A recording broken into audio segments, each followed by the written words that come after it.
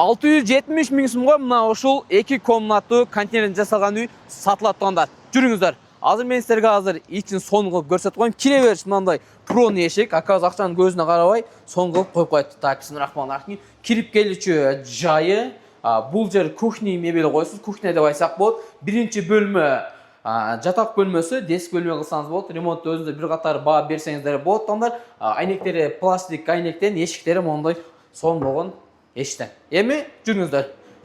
Так, жуулуп таранчы бөлмө мына ушул жер. Охо, ысык суу, муздак суу бар. Тондар аэрозолду койгон раковиналардан бери бар. Кыскасы аласыз, канализацияны улайсыз дагы, беймарал жашай бересиз. Так, ата-энелердин уктачу бөлмөсү мына ушул жер болот. Тондар өзүңүздөр көргөндөй эле ар бир комнаттын өзүнүн мондай сонун пластиктен айнектери бар, подоконниктер менен өзүнүн мындай жакшынакай болгон эшиктер менен. Тондар, эң эле өзгөчө жери 3 бөлмөдө мондай сонун болгон теплый пол менен жылыйт. Мына эң кызыгы мына ушунда тондар. Азыр мен сыртына чайына, сырт жактарын силерге толуктап көрсөтүп берейин. Жүрүңүздөр тондар.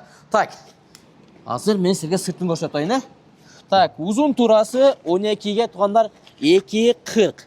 Эң эле жакшы жери бул кышкысын жылуу, жайкысын салкын болот тондар. Контейнердин ичине аябай калың базалиттен сонун кылып утепленный кылып койгон обналичкалары менен макеттонда көрүп атасыздар. Анан тондар, бунун крышасы дагы бар. Агаз крышасына жаап коет тондар. Бул жакта уже аклар жасап уже таяр кылып койгон. Мынакей көрдүңүздөр.